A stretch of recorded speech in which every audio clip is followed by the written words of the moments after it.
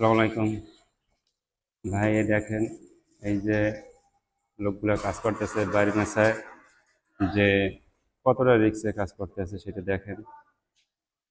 জীবনের ঝুঁকি নিয়ে কাজগুলো করতে আছে।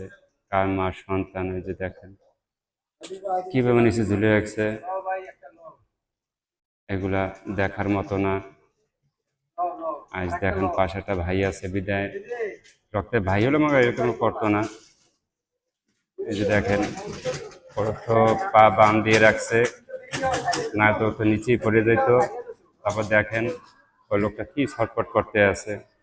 আসলে আগে উচিত ছিল যে সেফটি বেল্ট পরিয়ে নামা উচিত ছিল, তাহলে মনে হয়তো ওই লোকটা এতটা কষ্ট করা লাগতো না, তাহলে হয়তো রিল্যাক্সে ঝুলে এত নামাতে পারতো। কিন্তু দেখেন এরকম তো দুর্ঘটনা ঘটে সব জায়গায়। তাহলে এখানে দেখেন এই যে ভাইটা কি কষ্ট করতে আছে তারে বাঁচানোর জন্য। এটা নিজের রক্তে ভাই হলো এই কষ্টগুলো করতো না, কখনোই করতো না। ও তো একমাস সন্তান, কিন্তু দেখেন যে ও কতটা যে রিস্ক নিয়ে এই করতে আছে।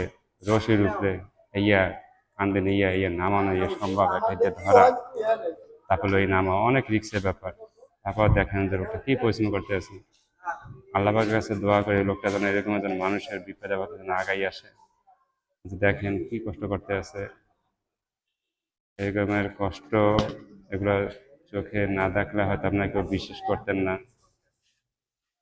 যে দেখেন কতটাই কষ্ট করতে আছে। এখন তো একটা ভাই মনে করেন সে উঠতে আছে তারে উদ্ধার করার জন্য। আসলে যদি নিচে পড়ে যেত তারা হয়তো আর পাওয়া যেত না।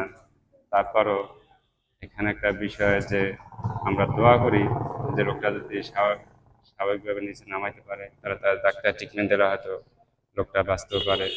আমরা এই দোয়াটাই করি। কিন্তু দেখেন যে কতটা কষ্ট